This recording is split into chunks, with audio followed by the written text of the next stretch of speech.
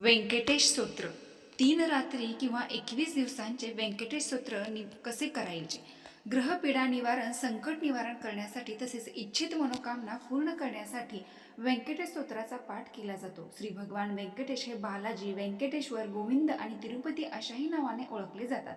हे भगवान विष्णूंचे अवतार मानले जातात आणि सुख, समृद्धी, धनधान्य, ऐश्वर, वैभव आणि आध्यात्मिक उन्नतीचे प्रतीक आहेत. श्री व्यंकटेश स्तोत्र मंडळ हे भगवान श्री व्यंकटेश, तिरुपती बालाजी देवताला प्रसन्न करण्यासाठी आणि आपल्या इच्छा पूर्ण करण्यासाठी एक प्रभावी उपाय आहे. अनेकांनी त्यांचा अनुभव घेतला आहे. सर्वात अर्थात ज्यांची श्रद्धा असते त्यांनाच अनुभव येते असे म्हणतात. श्री व्यंकटेश स्तोत्राचा पाठ श्रद्धेने आणि एकाग्रतेने करणाऱ्या अनेकांना लाभ होतो. त्यांना श्री व्यंकटेशांचे आशीर्वाद मिळतात आणि ते समृद्ध होतात. त्यांच्या जीवनातील दुःख, दारिद्र्य, संकट निघून जातात. तर हा संपूर्ण व्हिडिओ पाहण्यासाठी खाली डिस्क्रिप्शनमध्ये लिंक दिली आहे, तर ती लिंक नक्की ओपन करा आणि व्यंकटेश स्तोत्र कसे पठण करावा, त्यांचे नियम, विधी नक्की जाणून घ्या. धन्यवाद.